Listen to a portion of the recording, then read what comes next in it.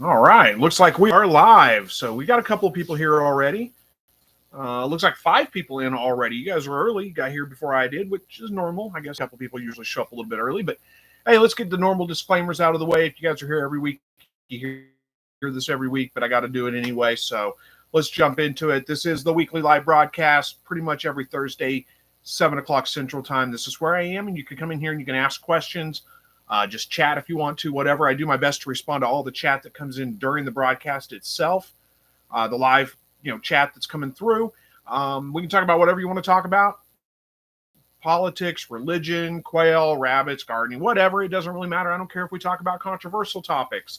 The only things I ask is be polite, be family friendly. Don't start cussing anybody, call anybody names. We can have disagreements. We can have differences of opinions and still be friends. There's no reason to hate anybody over that.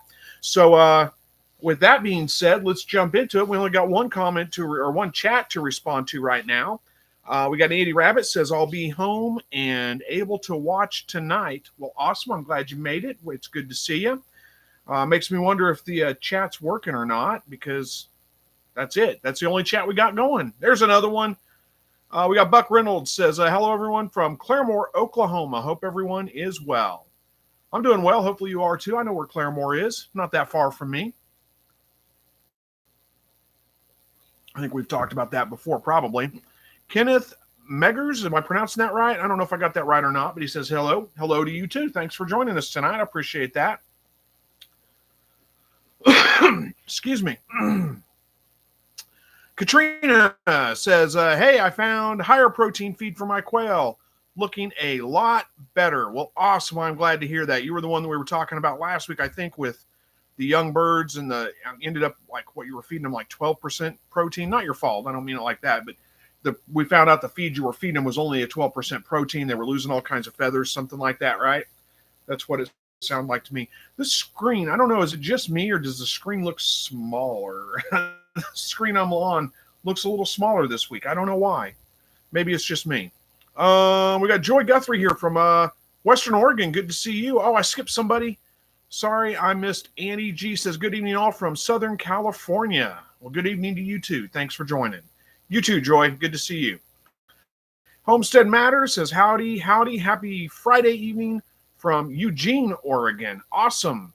Glad to see you here too. Thanks for joining. We got Sax Place from Southwest Ohio. Thank you for joining tonight. Jacob Wolf says, so far this week I've had 2 litters, 1 litter of 9, and then a litter of 8, but 4 alive. I have 1 doe left, and it'll probably be tomorrow because she's made her nest and is pulling fur tonight. Well, losing 4 out of 8, that's a little unusual, but still not terrible. You got 1 litter of 9 and another litter, basically 4 that survived out of that litter. Hopefully you have a good litter with this next one. So congratulations on the one you already had. Good luck with the one that's coming up. I bet you're right. She's probably going to have them tonight or tomorrow because if she's pulling fur, she's probably ready. Andy says, hey, everybody from Southwest Michigan, 56 degrees and getting some much needed rain. Man, we have gotten way too much rain lately. We have got flood warnings going everywhere. I don't know. Yeah. See, Buck Reynolds says, no, it's not just you. It looks a little bit like compressed. I don't know why. I didn't do anything different, I don't think. Oh, there's a share my screen button. I didn't know that. Anyway. Yeah, we're under flood warnings right now. We've gotten nothing but rain for like the past weeks. Just been pouring down. Jesus Alvarez, I think it is. Alvarez probably is how to pronounce that. Hello from Texas. Sorry, my Spanish is not that great. But glad to see you here. Thanks for joining us. Homestead Matters says, I've been binging your rabbit videos as we're locked in starting Rex Rabbits in September. Oh, we can't wait. Well, awesome. I hope you're getting the information you need, and I'm sure you're going to do just fine with them. Excuse me. Jacob Wolf says, also, it's storming, so it seems like it never fails. They give birth when it's raining, snowing, or hot. However, on the 1 litter, 2 of the dead weren't fully developed, and they were stuck / mummified. Yeah, it's a little bit odd. Hopefully it's just a one-time thing, nothing to worry about. I don't know, was it a first-time doe or a really old doe? If it's a first-time doe, then yeah, definitely nothing to worry about. If it's a really old doe, I'd be a little mildly concerned that maybe it's a sign of things to come. I think I need to expand my screen just a little bit. There we go. I got a mess behind me here, but that's okay. You guys have seen it before. Annie G says, I have a wire hay rack inside the rabbit cage. They're wasting a lot of hay. Any suggestions for a better type of rack? The wires are about 1 inch by 3 inch apart. So I did, I don't really feed much hay anymore. I used to. I don't really, hardly ever anymore. But I did a video years ago of some hay racks that I built that basically sit on the inside of the cage, or sit on the inside of the cage. I think that, I can't remember now. Yeah. Yes, they are. They're on the inside of the cage, but they're right above the feeder. And it's basically just like, here's the side of the cage, and they sit like this, and they're just wire. And I clipped them to the cage, Jay clipped them to the cage. So the hay that fell out fell into the feeder. And those did a pretty decent job. They didn't hold a ton of hay, but it did a pretty decent job of minimizing the waste and letting in, like I said, it fell through, but it fell, whatever fell through fell right into the feeder, and they would eat it later. So you can look for that video. I can try to find it. Maybe I can find it real quick, and you can kind of get a better idea of how that worked. Oh, come on. Good grief. Sorry. Things aren't working right on this other page. There we go. Maybe I can get to it now. Give me just one moment. Let's see if I can find it quickly.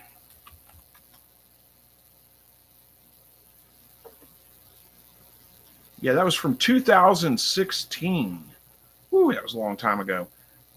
But there is a link to that video, and you can kind of see how I did those. They may work out well for you.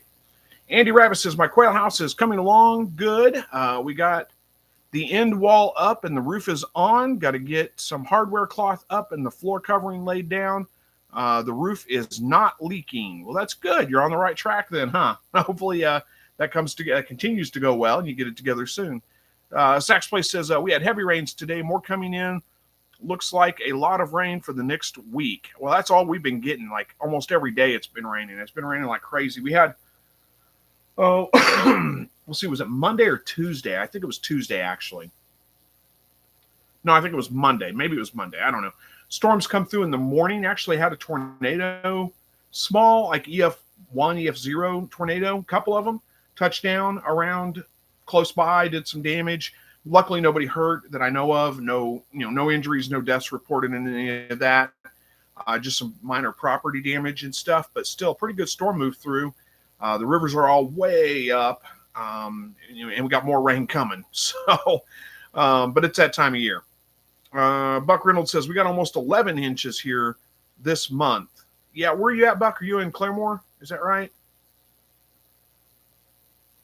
Let me see. I can't remember now. Yeah, you're in Claremore. So yeah, you're basically getting the same weather we get. It goes. We basically get Tulsa weather. Claremore's just not too far from Tulsa. So basically your weather comes our way and we get that too. So yeah, we're probably, I don't know how much rain we've gotten this month, or well, not this month because it's May 1st, but last month. Let's see. Joplin. Let's see. Joplin. No. Rainfall.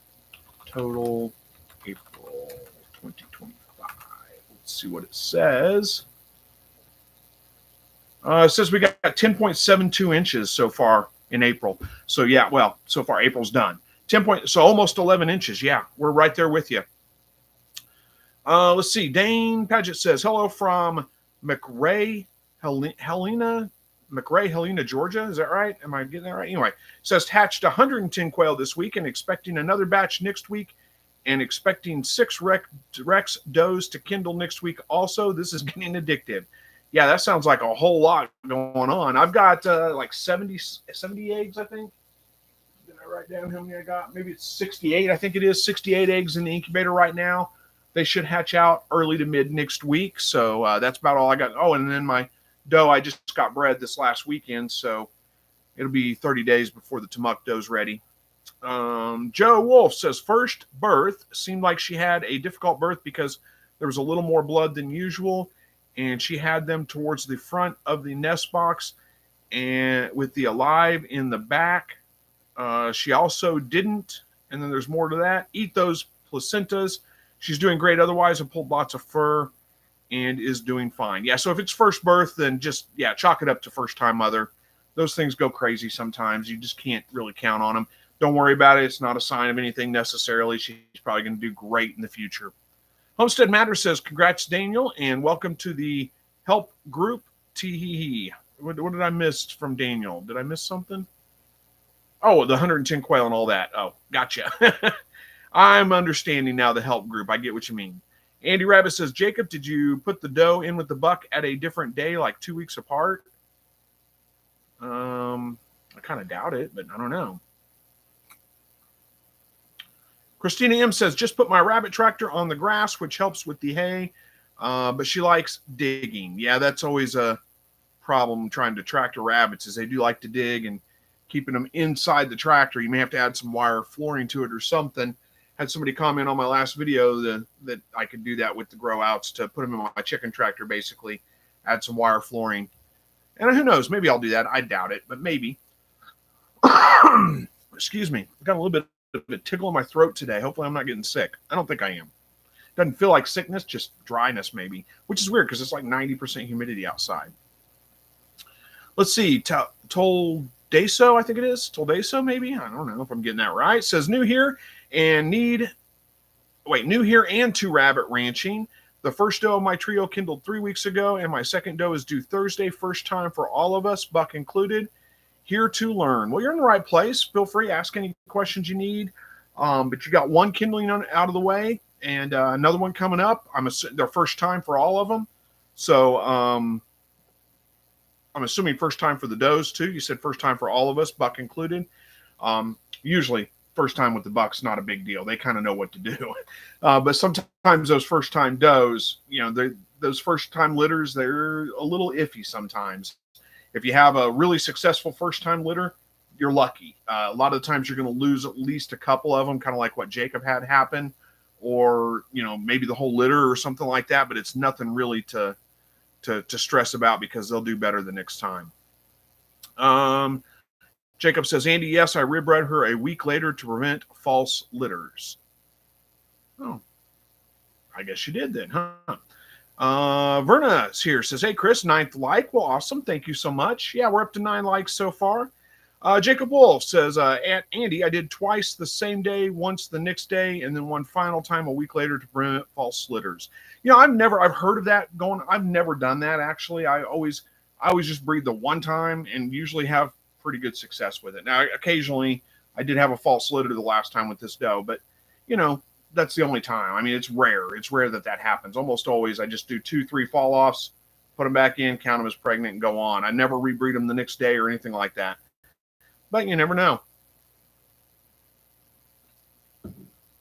Andy Rabbit says, Jacob, sometimes when you rebreed the doe, we'll rebreed on the second breeding and have underdeveloped babies when the first babies are due. So the babies were a week underdeveloped. That could be it. Sydney Raps here says hello to everyone. Hello to you too. Thanks for joining.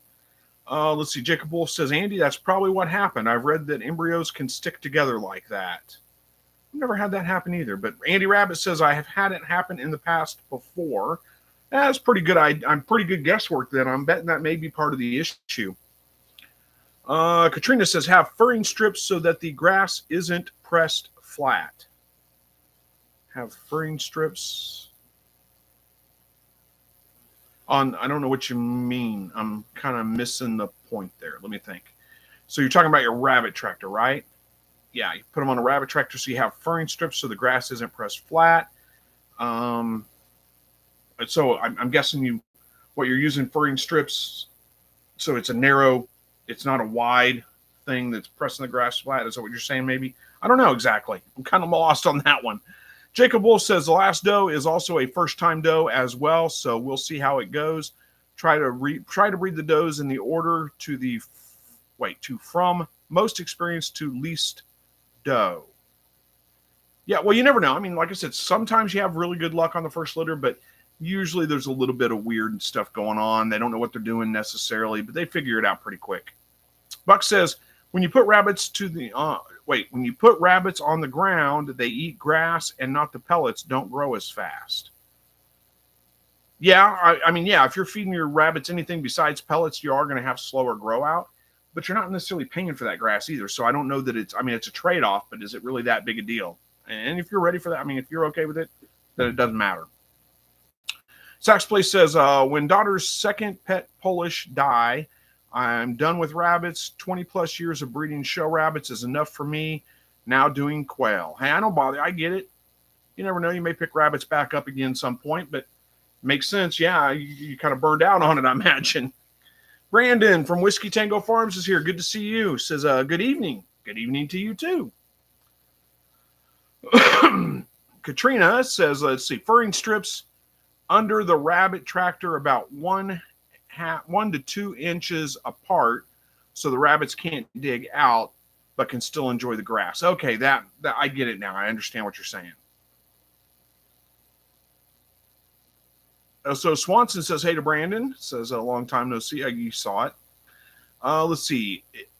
Ephraim Boggle, I think it is. Hopefully I'm getting that right. Says, how often do you replace your whole quail flock? Do you mix new with the old?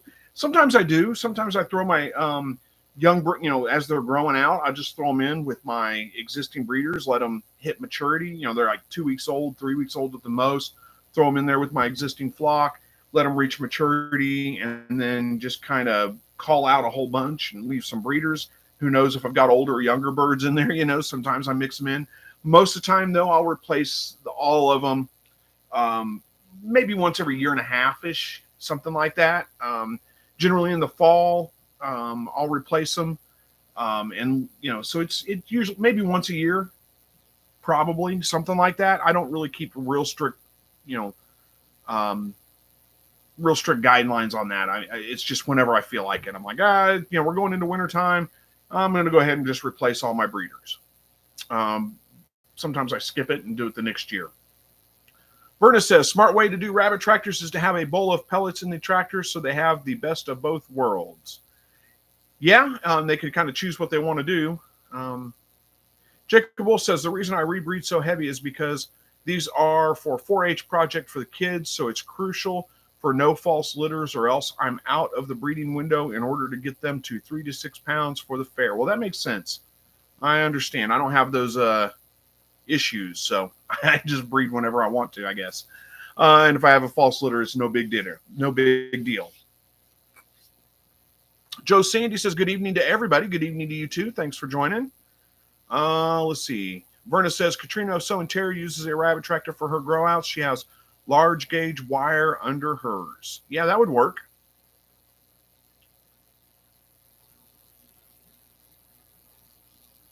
Yeah, the thing I might worry about with having furring strips is that the rabbits might chew on them and chew their way out of them eventually, but that may not be an issue. I don't know.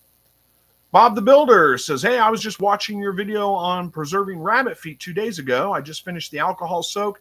Do you still recommend a 15-to-1 borax to water solution? Yeah, that's worked out pretty well. I mean, I haven't done that in a while, actually. I haven't really, but yeah, that's how I've always done it when I do it, and it works out great. I'm sure you could get away with other methods, but that's the method I've used that works out. Buck Reynolds says, for me, I got to have 60 to 70 a month weighing 5 to 6 pounds. 50 to 70 a month. That's quite a few.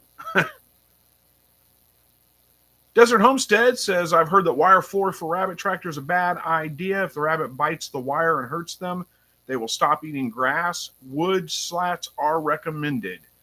That might be a decent, I don't know. I mean, it sounds logical, but I don't know. I don't know if it's that big of a deal or not. I mean, I see my rabbits kind of chew on the wire every once in a while. Some of them don't.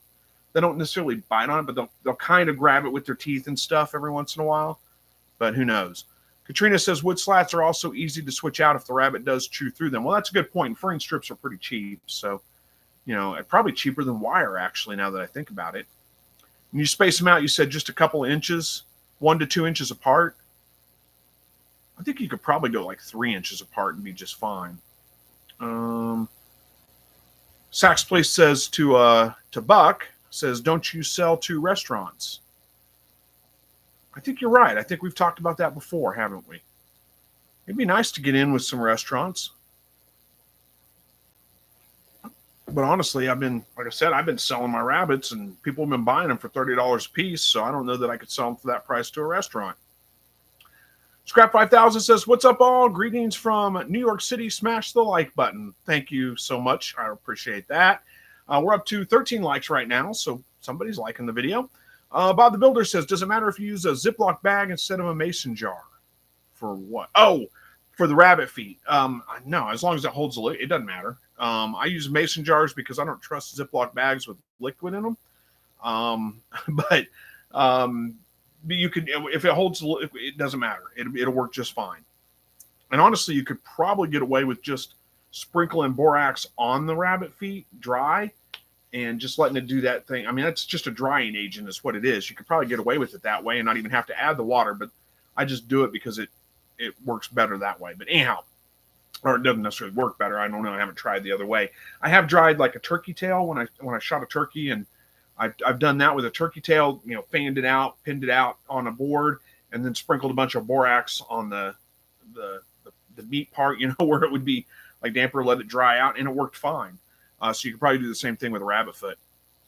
Verna said, I had a bad rabbit that was a nightmare. That doe tore off the P guards off her cage. She went through the J clips. Wow. Yeah, I don't think I'd hold on to that one very often or very long. Joe Sandy says, in my older quail, the special colors pick the regular brown ones bloody. So you're having issues with your special colors being aggressive with the regular ones. I've had those issues with, I mean, I've talked about this before. I've had a lot of different colored quail before, white ones and tuxedos and some different, color variations. And it seemed like I always had some aggression problems with all of them, except for the jumbo brown, the jumbo pharaohs. Occasionally a little bit of an aggression problem with them, but not very often. They're usually pretty mellow, usually don't have very many issues with them. But when I had the other colored birds, always had some kind of issue with them fighting with the other birds. I don't know why. Katrina says, if the wood strips are too wide, it encourages more digging, even if they can't get out. Oh, well, that's a good point. So maybe you're right. Alan Pulley's here, says, hey, Chris and all made it. Good to see you. Thank you for joining. Dane says, I use 12-inch wide strip of cattle panel with the 2x4 holes around the inside edge of my rabbit tractor, no digging out. And I also have 2 J feeders so they get pellets and grass, and it works great. It's interesting. I may have to give that a try sometime. I don't know. Joe Sandy says, you missed my first comment, Chris. Uh-oh, I missed your first comment. Oh, hang on just a second. I don't know if I can find it again. Maybe I can. I'm sorry. Sometimes I do miss them. Maybe is that your first comment? Did you repost it? It says, Chris, you brought back memories for me when you were trying to pick up that white doe in your video. I used to raise Flemish, LOL. Yeah, she was a little difficult to get out of her cage. Now, once I got her out of her into his, she was pretty easy to get out of his cage back into hers. But she didn't want me to, she just wasn't cooperating very well. It was a little bit tricky. Had to kind of, usually I grab them by kind of the nape of the neck, and I don't really pick them up by that, but I put my hand under their backside and kind of fold them up in a, so I keep them from kicking around like crazy. And she kind of squirmed a little bit, and I had to end up just kind of bear hugging her with her feet dangling down. It was a little risky because I didn't have any long sleeves on. So there's a good chance she would have kicked, probably scratched me really good right on the arm, but she didn't. And she was actually pretty calm about it. Verna's got to take off. Well, good to see you tonight, Verna. Have a good evening. Thanks for joining. So Much Joy says, hey, saw your video today, Chris. Hope this time she kindles. Yeah, no kidding. I said in the video, like, she needs to have a successful litter, more for her confidence, I believe, than mine. Mine too, though. I mean, the first 2 times, first time mom, second time, like I said, coldest day of the year, and then a false litter. So really she needs to have a successful litter this time, or I'm going to start doubting her. But really more for her confidence, she needs to be able to to raise a litter. Joe Sandy says, that means I have to wait for eggs and crowing, right?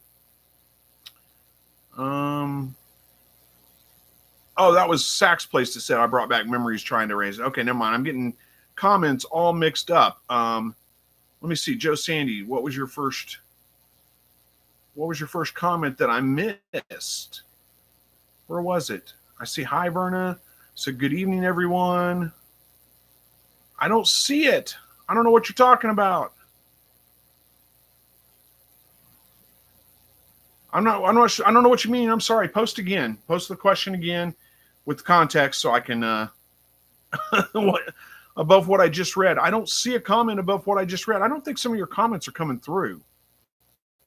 Yeah, okay, so I see your comment that says that means I have to wait for eggs to crown, right? And the one right before that says you missed my first comment. That's all I see. I don't see another comment from you. I think there's something going on where your comments aren't coming through, all of them, or something. I don't know. Sax Place says if you grab their ears with the neck, it helps control their head. But that's a lot of rabbit to grab. Yeah, no kidding. It is. But after so much joy. Yeah, right after so much joy, it says that means I have to wait for the eggs and crowing, right? I don't know what that's in reference to. It's just not there. I'm sorry. Or who knows? Maybe I'm having a hard time here. I guess. I don't know. Dragon Girl's here though, says, hey guys, made alive finally. Andy Rabbit says, well, we're glad to have you here, by the way. So thank you very much.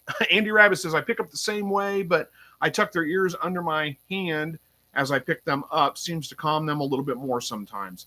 Yeah, I may give that a try, but usually once I get them kind of folded up and picked up, they're fine. They're usually pretty mellow. It doesn't really bother them too much.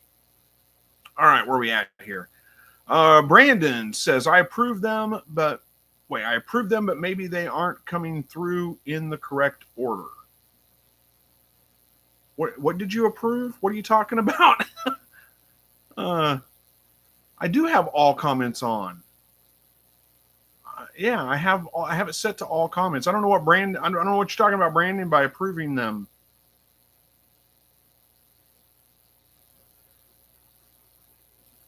Yeah, I have. Let's see. Oh, maybe I didn't have all comments on. Now let's see. I did say, okay, there we go. You're right. For some reason, it got switched to top comments only. I didn't even notice that. I don't think I've had that issue. Okay, so I missed some comments probably. I'm sorry about that. Now I see it. Joe Sandy says, vent sexing won't work until they're sexually mature. Correct.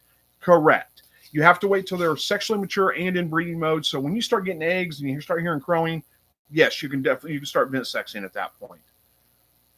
That was confusing. Sorry about that. Buck Reynolds says, I sell to restaurants and reptile people and farmers market. Yeah, I thought about, we had a reptile show here locally I was going to go to. I just couldn't work it out. I couldn't get to it. But I thought about trying to go to that and, make some connections there. But I haven't done it yet. Oh, let's see. Where are we at here? Danny Hatfield says, hello, everyone from East North Carolina. Well, good to see you. Thank you for joining us tonight. Dragon Girl says, Joe Sandy, you can vent sex at 6 to 7 weeks. It depends really on, you really need to wait till the birds are sexually mature to be able to vent sex them. Sometimes the birds will be that way by 6 to 7 weeks, but usually it's more like 8 weeks. All right. Katrina says, Joe Sandy said that they bought local eggs and found out the birds are not feather sexable. Question on how to tell if they're male or female. Okay, so did I miss some other comment from you too?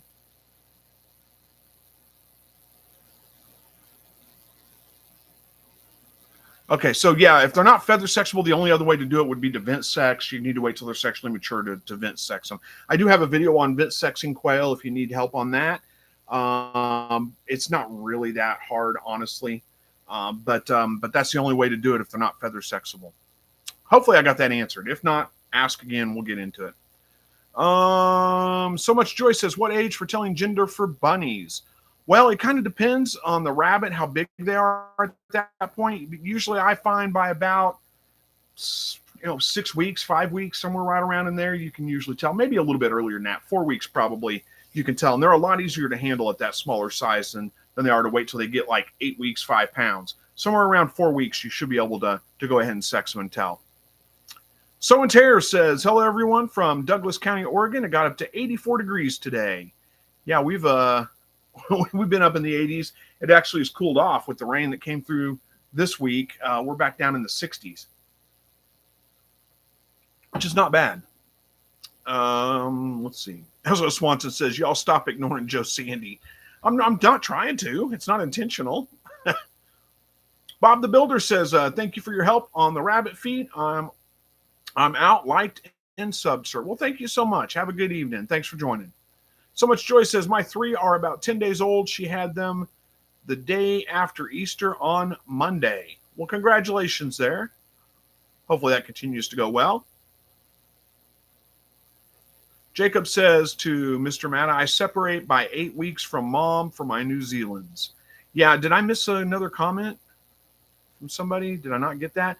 Yeah, you don't really want to move them off their mom before about 6 weeks. 6 weeks is really when you should be weaning them, or when they should be fully weaned. Before that, probably best to leave them with their mom, actually, because they're still nursing and things. But wait until 8 weeks. There's nothing wrong with that either.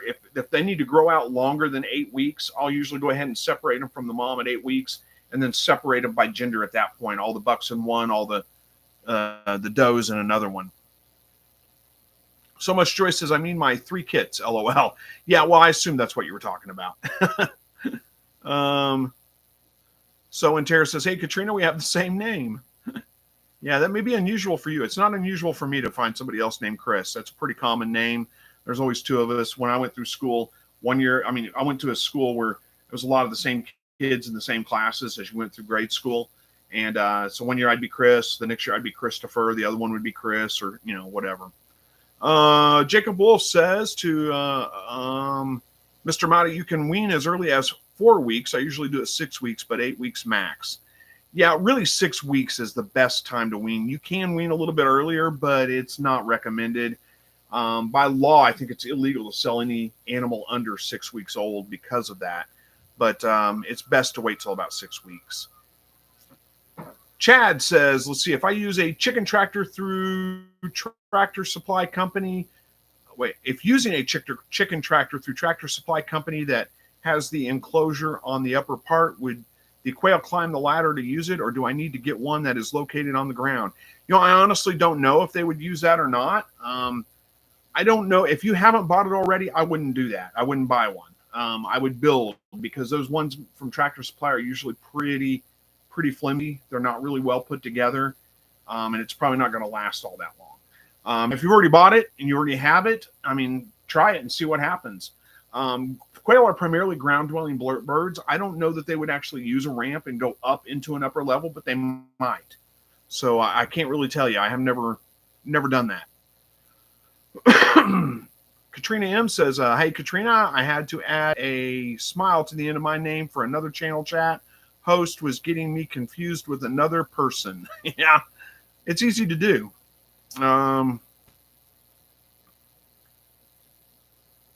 Yeah, S.O. Swanson's kind of saying the same thing. It's maybe or maybe not, some may, as far as use that upper level. Kevin says, in your opinion, what is the best potting soil to use for containers?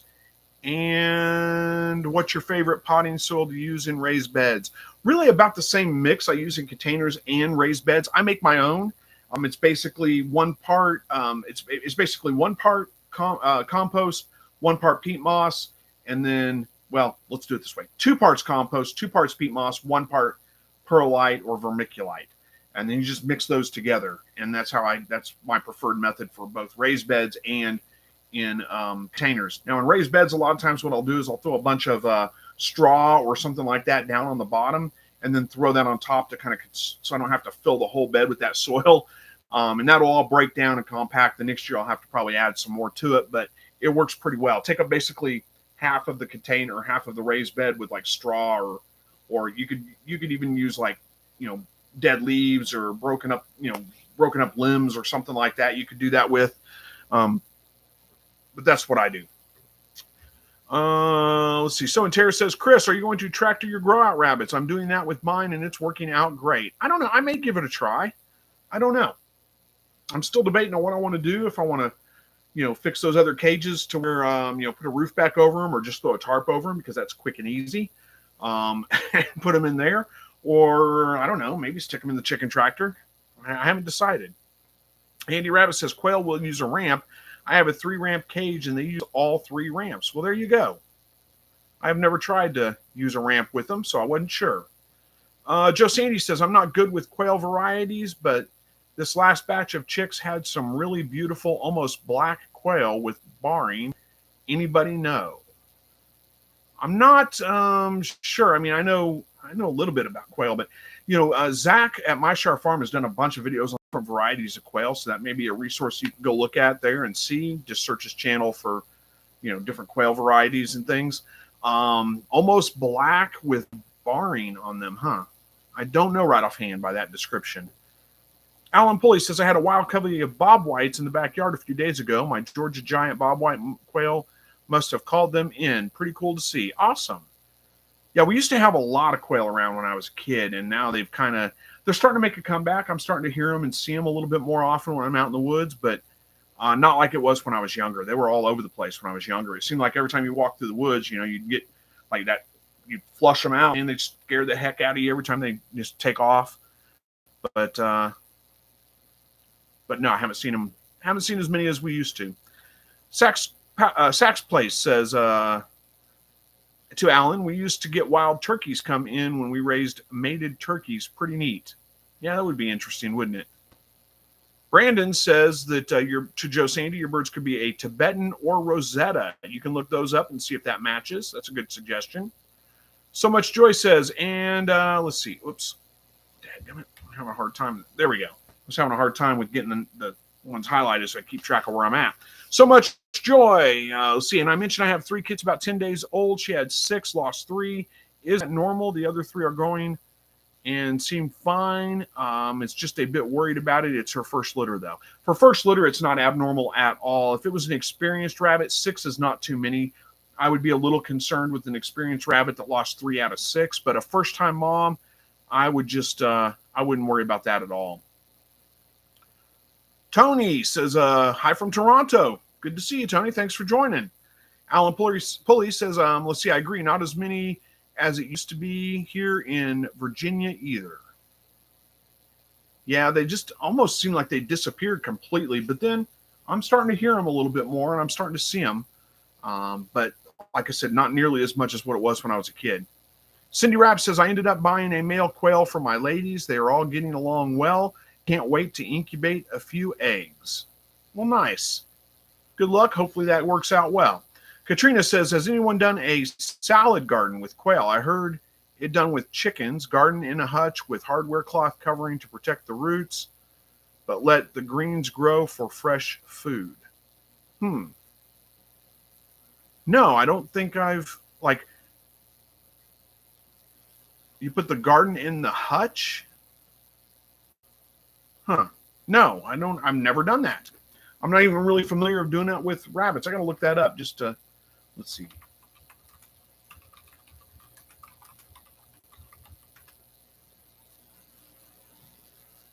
I'll have to check that out. All right, Desert Homestead says 26 eggs. How are we doing on time? Yeah, it's left. We're good.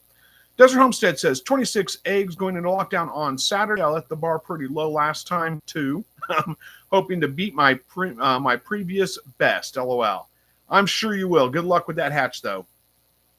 So and Tara says we have California quail here. Someone in town told me there used to be mountain quail too, but they haven't seen them for a while. Well, I mean, you're in California, right? Or no? Did you move from California? I can't remember now. I think you're in California. But anyway, that makes sense. We never had California quail here, or mountain quail for that matter, but we did have bobwhites. And those are native here. Joe Sandy says, Brandon, I was thinking that I'll look them up. Thanks. Yeah, that's probably, Brandon probably knows. I'm not the best with some of those different colors. I don't really keep up with them all that much. Dane says, let's see, my rabbit tractor is for my grow outs and it's in the front yard and it works as advertisement for selling them before freezer camp. Hey, that's a pretty good idea. Never thought about doing that. I don't know that I could get away with that, though. That might draw a little bit of attention. And not only that, but I mean, there's so many stray cats and dogs and things like that running around the neighborhood. They can't really get to my backyard easily. So I don't have to worry about that in the back lots. But in the front yard, it might draw them in. I don't know. Christian Granger says, hey, Chris, hope you're doing well. Greetings from New Jersey. I am. Hope you are too. Andy Rabbit says, I would like to hatch wild type quail to release them. I miss seeing them in the wild. Yeah, I guess you could do that. I mean, talk to the conservation department. You have to have a permit to raise bob whites in Missouri because they're a native bird. It's not terribly hard to get and it's not terribly expensive. And I'm sure the conservation department would be willing. We have a really good conservation department in Missouri. They're super friendly, super helpful. And I'm sure if you talk to them, they might be able to help you out with that and, you know, getting all the permits you need and where to release them and all that kind of stuff. S.O. Swanson says, garden salad for quail mainly in an aviary environment. Well, I mean, that would make sense. I've just never heard of doing that, actually. Let's see. Danny says, just started getting eggs off my 6-week-old jumbo Coturnix. How long do most people wait before consuming the eggs? I don't. I mean, just right off the bat. I mean, I don't eat like the little fairy eggs, you know, little tiny ones. I wouldn't eat those. But the rest of them are all fine. I mean, just as soon as they start laying eggs, you're good to start eating them. So Much Joy says, thank you, Chris, for easing my mind about the kits with the Ginger Snaps first litter. I appreciate it. You're absolutely welcome. You know, like I said, again, first-time litters, always a little bit weird. So Tara says, Chris, I'm in Southern Oregon. Okay, well, I mean, I thought you had moved. You used to be in California, didn't you? Or am I mixing that up? Either way, Southern Oregon, it makes sense you'd have California quail there. I mean, that's pretty close. That's in that general region, so that makes sense. Mr. Matta says, at what age weight is recommended for processing? For processing rabbits, I'm guessing? 5 pounds. So sometimes you can get them there by 8 weeks. Sometimes it takes 12 weeks. Roughly the 5 pound. I don't weigh my rabbits out. I just kind of eyeball them and say, oh, they're about 5 pounds. And that's when I would go ahead and process them. My silver foxes, they take a little bit longer. It usually takes them closer to 12 weeks to get to that. But usually when I'm raising New Zealand's, they're there by 8 weeks. And it's, you know, and it works out pretty well.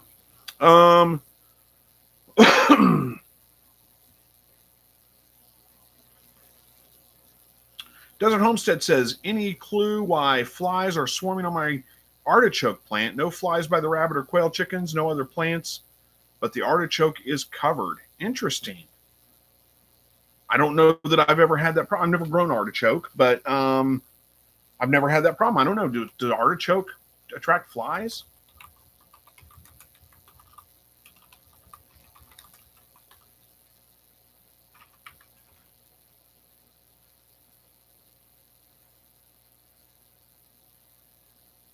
Huh. It does. Yeah, a quick Google search says, yes, artichoke can attract flies. I think it's not like house flies. I think that's what you're talking about. This looks like more like white flies. There's somebody on Reddit, though, saying that flies are infested in their artichoke plant. I didn't know that was an issue with artichoke, but it sounds like it may be a common thing.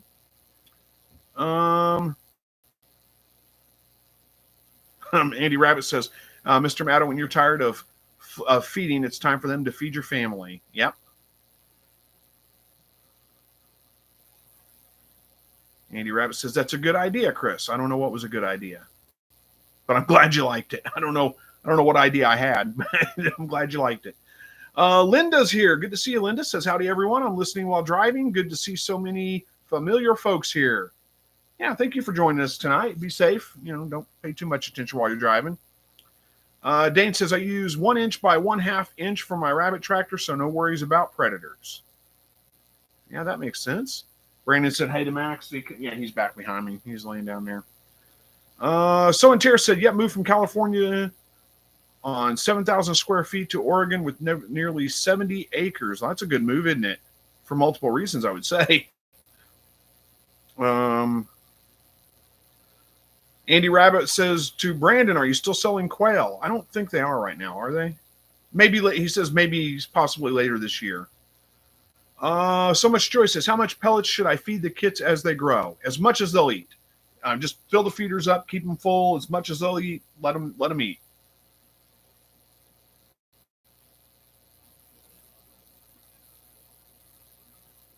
Desert Homesteads, I processed at 16 weeks, and it was not fun, hard to skin. Yeah, older rabbits are definitely harder to skin, for sure. It's much easier to skin a young rabbit. I was surprised because, I grew up, rabbit hunting, and wild rabbits are super easy to skin. But that first time I skinned, I had an adult rabbit pass, and I thought I'll skin it out and maybe tan the fur. I kind of thought about doing that. I didn't end up tanning the fur, but I skinned it, and man, it was hard to skin. It was incredibly difficult. S.O. Swanson said, aphids like artichokes, and flies are attracted to the aphids. Well, that could be it. I always thought ants would be attracted to aphids. They are, but I didn't know flies would too. So Much Joy says to Desert Homestead, I've had flies on my hydrangea recently. I had no idea why. Weird. Maybe the fertilizer I put on it. That could have something to do with it too. So and Tara says to So Much Joy, nursing mamas and grow outs get full access to pellets, free choice. I agree. Let's see. So Much Joy says, So and Tara, thank you. I need to get another bag of pellets then. What brand do you use? The brand I use is whatever is at my local feed store. It is, Andy Rabbit can always remember because she uses the same one I do. I can't even remember the name of it, but it's a local Missouri brand. You probably wouldn't be able to get it where you're at. I don't know that the brand really matters all that much. Says, I have a good brand, but want to like to know another cheaper brand for the grow outs. And so and Tara says, I've been using Payback because it's the highest protein I can get locally.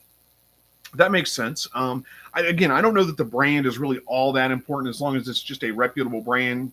Look for like 18% protein if you can get it. 16% is not terrible. It'll work, but I like 18% if I can get it. Andy Rabbit says, I think the older bucks are harder to skin than the older does. Well, that may be true too. So and Tara says, I used to feed farmers when I was in California. H&S feed, that's it. Andy Rabbit always remembers that because she uses the same feed. I can't remember what it's called or what it is. But H&S feed, that's what I use. But it's a Missouri brand. It's made in, I believe it's milled in Missouri, and probably not available everywhere. But it works pretty well. Have no issues with that. Just probably can't get it where you're at. But yeah, check with a feed store. If you've got any kind of feed store around you, they're going to be way cheaper than going to like a big box store or something like that. Andy says, made in Ava, Missouri. Yeah, I knew it was in Missouri somewhere. I couldn't remember exactly where. But Ava, that's not too far from where you're at.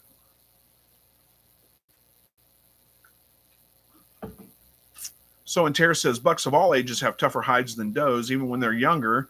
You may not notice it when they're younger. Same is true for male and female quail. Yeah, I don't doubt that. I imagine that's probably true. David Lister says, better late than never is here. Messes to clean up after the recent heavy rains. Yeah, we've been getting them too. I know exactly what you mean. Luckily, I haven't had any issues here. No more trees down or anything like that. But yeah, there's been a ton of rain, so I can imagine the messes you have to clean up. So and Tara says, sorry, tougher connective tissue, not hides. Well, same difference. I know what you mean. Desert Homestead says, I looked into aphids, but I have not seen any. There was a shiny coating on some leaves. I thought the kids peed on it, but it was sticky and no smell. Now flies everywhere. Shiny coating on some leaves like slug trails? Or, that's what I think of when I think of shiny coating, is like slug trails. But I don't know. Andy Rabbit says, not far at all because of the curves. It's about an hour drive. Hour drive to get to Ava from where you're at. Yeah, it'd be a lot longer for me. It'd be several hours. But Ava's where oh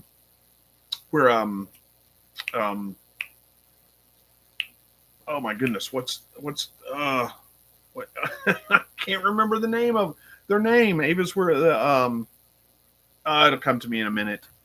Can't remember. Living Traditions Homestead. Thank you. Andy Rabbit got it for me.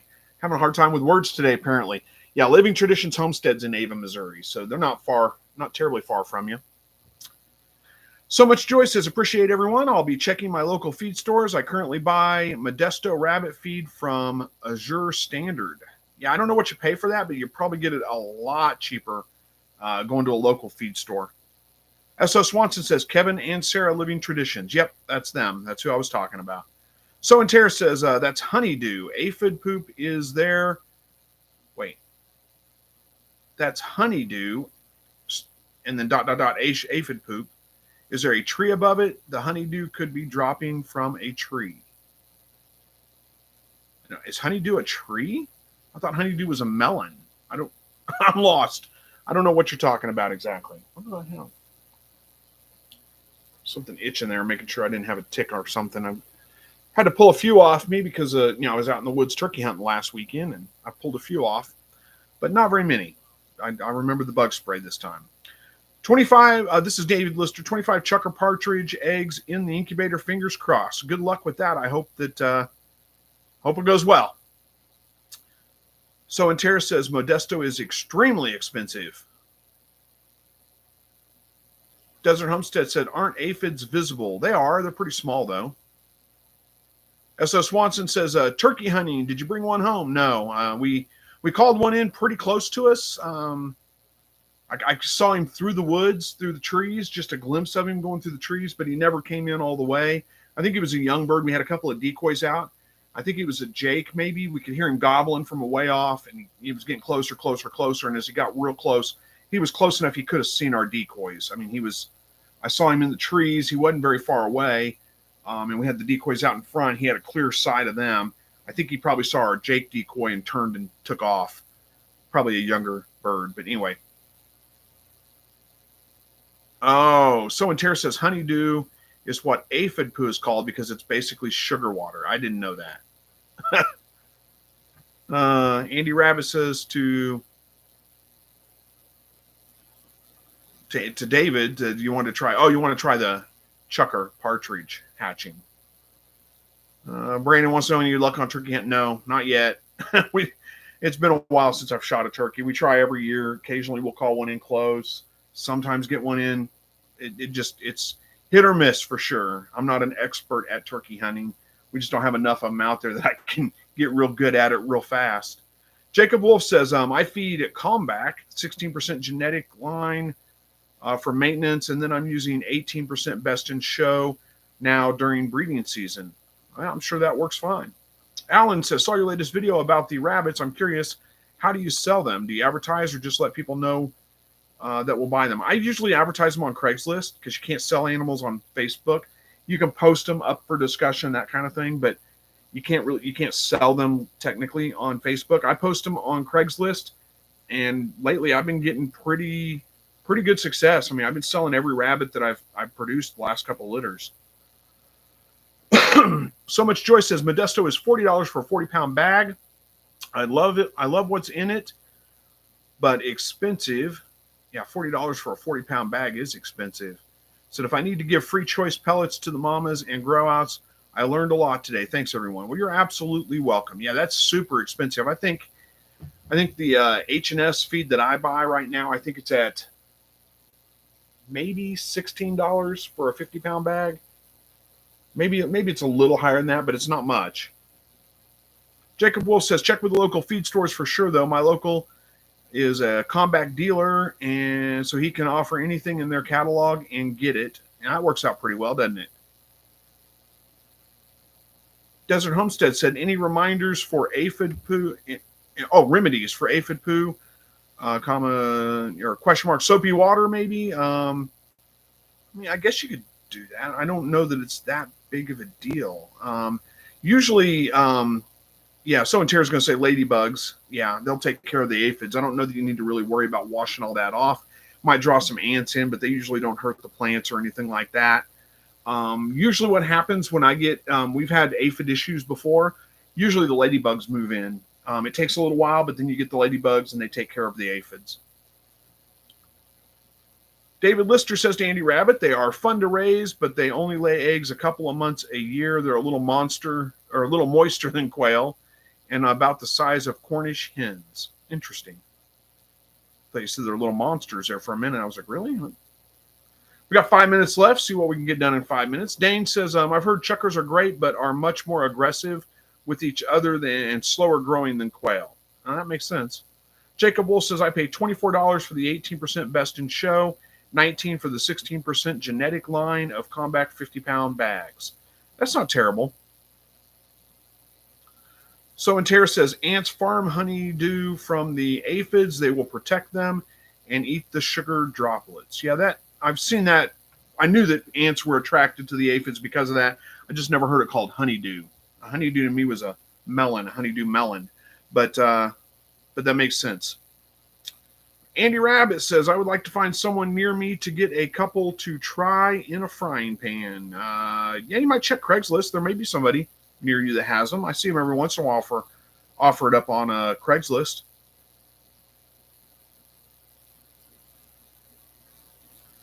All right, 4 minutes left. We'll see if we can get a couple more comments in. If you guys got something you need answered, get it in quick because we've got 4 minutes. Andy Rabbit says, Chris, I will be getting a hold of you soon. Okay. So and Tara said, I've had chukar. They are good.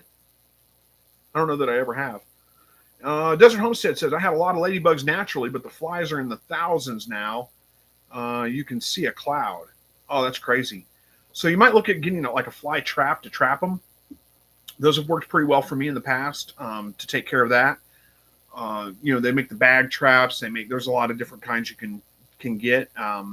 Something like a bag trap would probably work pretty well. Or you can look up like homemade traps and do it yourself.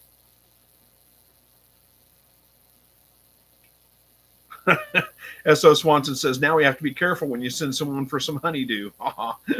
Yeah, no kidding. Zoar says, do you have any trouble getting Coturnics to learn to use drinkers with the yellow tab like you use? Not really. I mean, usually if I have a brand new, I have a brand new litter that's never used them before, not litter, but a brand new flock or whatever that's never used them before, what I typically do is I'll go out when I feed and I'll reach back there and just hit the plungers and fill the water cups up and they'll come to drink out of them. Maybe do that for a couple of days. And usually they figure out pretty quick when they start getting down to the bottom of that water and they hit that yellow plunger a couple of times and some water comes out, they figure out pretty quick where it's from. Other than that, I've got birds in there that already know it, and I throw my 3-week birds in there. Well, they just figure it out by watching the other birds, and that's where they go to get their water. I mean, they figure it out pretty easy. I see people all the time with, they get Cornish cross chicks in, and they take them out one by one and show them where the water is and show them where the food is. You don't need to do that, really. That's pretty much all animals do, all birds do anyway, is they walk around looking for food and water. That's it. They're going to find it. They're going to figure out where it is. It's usually not a problem. Andy says, David, are you in West Plains? David, who we talking? West Plains? I don't think so, but maybe. Desert Homestead says, I have 6 bag traps and overflowing now. Hopefully you get them all caught soon. So and Tara says to Zord, it's easy, fill them up and they will drink them down. Once one learns, the rest will learn. I agree.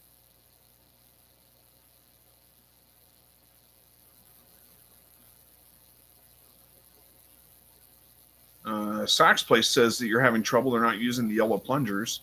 They might be. I mean, just remember those water cups don't hold water all the time. So just because you're not seeing them there doesn't mean that they're not. If you go back there and push that plunger down and they just flock to it like crazy, well, that's a pretty good sign that maybe they aren't getting a lot of water. You may have to just kind of fill them up, once or twice a day until they kind of get the hang of it. They usually figure it out pretty quick. So and Tara says, Desert, if you're using a fly attractant, they smell it a half mile away. You're drawing them in with that technique. Yeah, it could be, but, my thought is just, get them all. Scrap 5000, where are we at here? Oh, we got 1 minute left. See what we can get on the other comments. Scrap 5000 says, chukars are awesome, but definitely aggressive and loud, and they don't lay many eggs, but the meat and eggs are delicious. Nice. Zohar says, turned 70 today. You turned 70 years old today? Well, happy birthday if that's what you mean. Happy birthday to you. S.O. Swanson says, I tend to think they're looking for the water and they just hit the plunger and water comes in. Yep.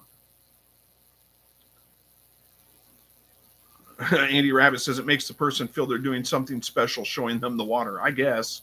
S.O. Swanson, thanks for your time tonight, Chris. Now go spend some quality time with the missus. Thank you. I appreciate that. And I think that's it. A lot of thank yous and goodbyes. I can't hit every one of them, so I think we're going to wrap it up. So thanks again for watching, guys. I appreciate it always. Should be back next week. Don't see any reason why I won't. Going to be turkey hunting again this weekend because only got 2 weekends in the season, so we're about done. Actually, we got 3 weekends. So we got this weekend and then next weekend we can do it. But I don't know if it's going to be raining next weekend. I think we're good for this one. So anyway, hope everybody has a great evening. Thanks for joining, and as always, God bless.